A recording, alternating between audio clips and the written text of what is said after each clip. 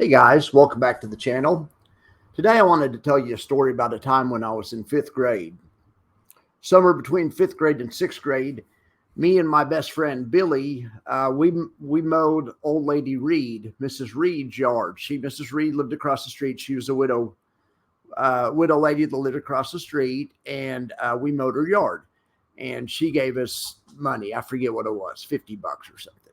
So that was great, and we did that for a whole summer. Well, anyway, then the next year comes. We're doing it again, somewhere between 6th and 7th grade. Everything's going great.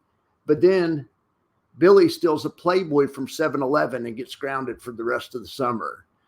So, and I'm kind of dejected, and I go home and I tell my dad. I didn't have anything to do with the Playboy, but I tell my dad what happened, Papa Convexity, and Papa Convexity says, "Son, you just got a raise." And I go, "What do you mean?" And I didn't really think about it yet, but I just figured she would just pay me. She was paying us separately. He goes, "She's paying you for the job. If he doesn't work with you, you get to keep all the money." I didn't realize at that time. I was a kid. So I said, okay. Anyway, so I go the next week and I do the job. And then I get home and I come talk to my dad. I said, "Dad, I thought you said I got a raise." He said, "You did. You made twice as much money, right? She paid you, right?" I said, "Yeah, but I worked twice as hard, right? Was it really a raise?"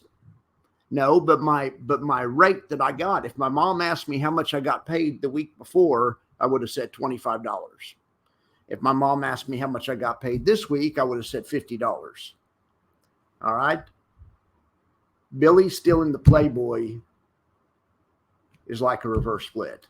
Billy stealing the Playboy, getting grounded for the summer, means there's one less person I had to split the income with. It's the same thing as a reverse split. I made a spreadsheet. Let's look at one or two other things really quick.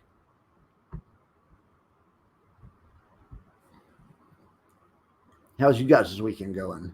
You like my story? All right. Reverse split worksheet. Okay, so here's one of the problems with reverse splits. What I did is I took all the TSLY. We're going to use TSLY for a case study. All right, I just copy and pasted the splits, but I didn't like them in that order. I want to go like my spreadsheet goes, from oldest at the top of the sheet to newest at the bottom. I don't know why that is. Anyway, so I just copied the first row is what the internet had, and it's bad data because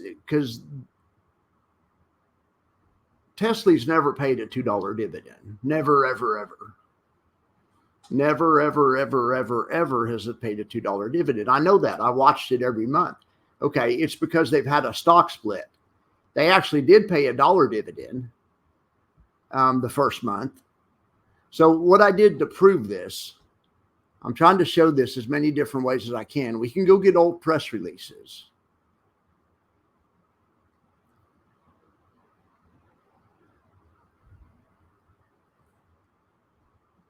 Where is this darn thing? I have a press release here.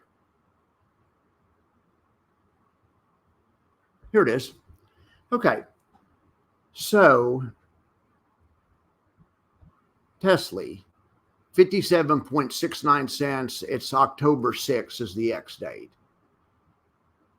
So going back to the sheet. Okay, October. It's showing $1.15, which is exactly twice as much as that number. It paid 57 cents in October of 2023. Not twice as much as that. They had to adjust to twice as much of that because of the 2-for-1 reverse split. So the thing that they show you on the internet is they show you as if the current share count was the share count the whole way along. So it shows dividend amounts that never happen in real life. These dividends, TSLY's never paid a $2 dividend. That I'll show you in a second. We'll look at what they really paid. Okay, so what you have to do, you have to adjust it because you're dealing with some old prices and some new prices, pre-split and post-split. So this second column is what they really paid. $1.91. Look, here's that October number. Yeah, it's rounded to 58 here, but remember 57.6. That, that's all they were paying. And you guys probably remember that last year as well as I do. Well, then you come along in February, they paid 41 cents. Then they announced the split between the February and March payment. I think it's Feb 23rd or something. Okay. Then on the very next dividend, they pay 81 cents. Okay. And they really do. That 81 cents is real. So all these numbers are real. This is reality. 81 cents. The middle row is reality, but they show you this row. And if you don't know any better, you would think that, man, TSLY's dividend's really declining. It's all the way down from, and it is. It's been declining also. That's a separate issue. Okay, so here's what I do to think about it. You just have to think about it in pre-split, post-split. So pre-split, those are the dividends, and those are the real actual prices they paid. And post-split, so those are the real actual prices they paid also. So just for fun, because I wanted to show, I need to stop saying, I promise I'll quit saying that a reverse split doubles the dividend. Okay. What it does in reality is it cuts the share count in half. Okay. So that's more accurate to say it cuts the share count in half. A 2-for-1 reverse split cuts the share count in half. That should double the dividend in theory, but it's more accurate to say it cuts the share count in half. Okay. So let's look at that. So with the old, it's not a very big data set, but the average dividend before the split was 72 cents. And I had a commenter who's been commenting, David. I appreciate it, David. Thanks for commenting so much. Him and I are talking about this back and forth.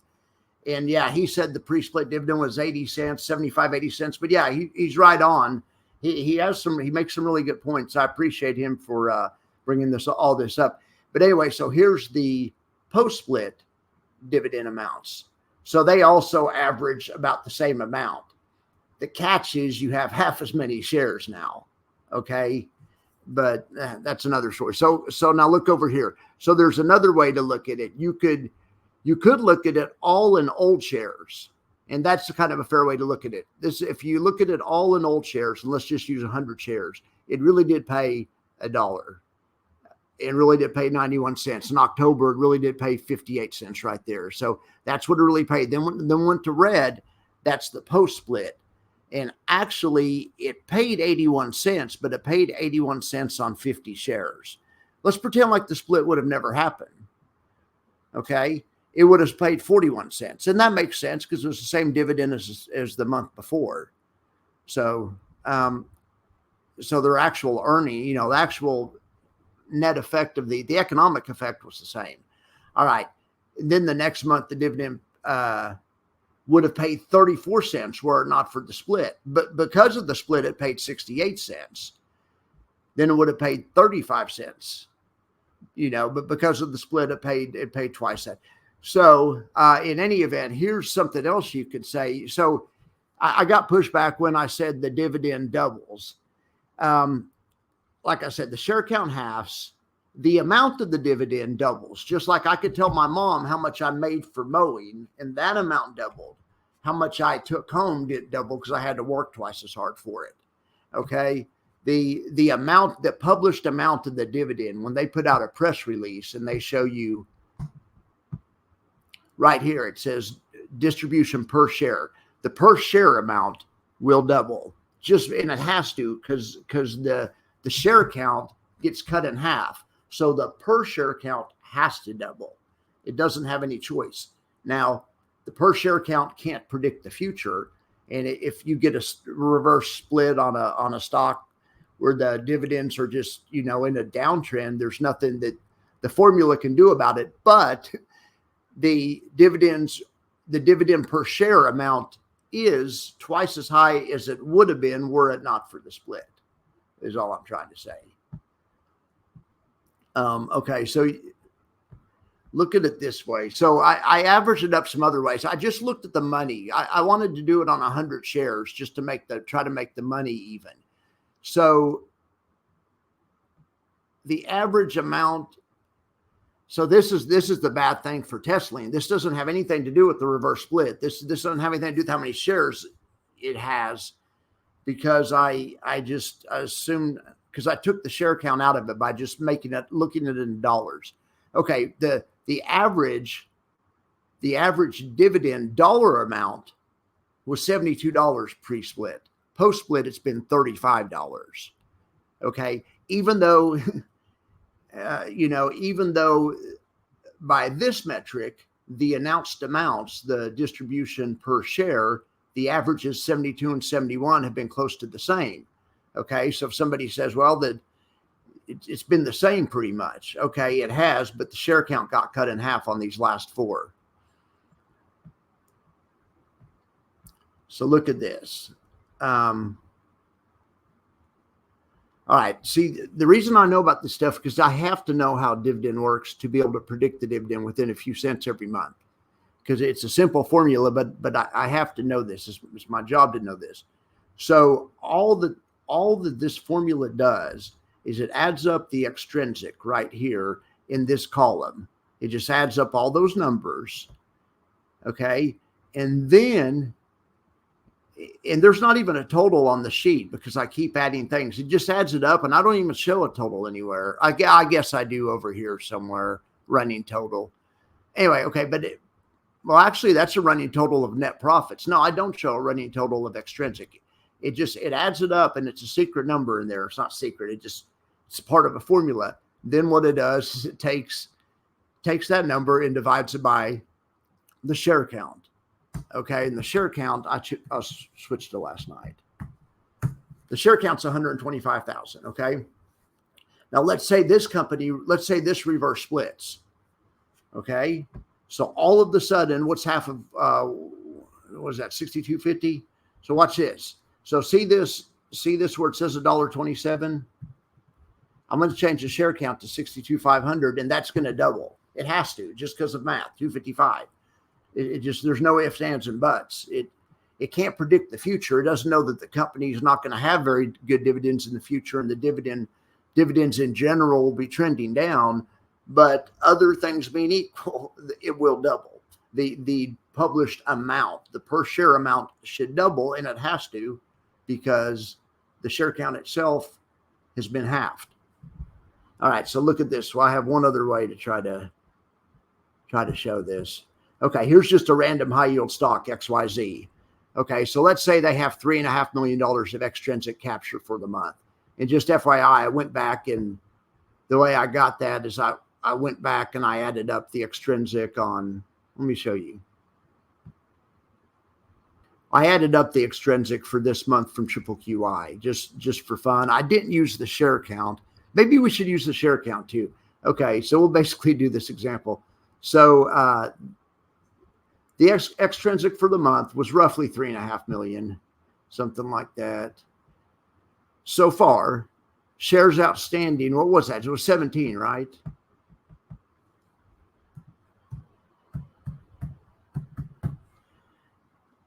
Okay, shares outstanding, 17 million. Okay, so let's do this now. Let's figure out the dividend. So I'm going to go equals, and it's 3.5 million divided by the shares outstanding, right? Okay. And then so it's 20 cents. That's what I'm trying to show you guys.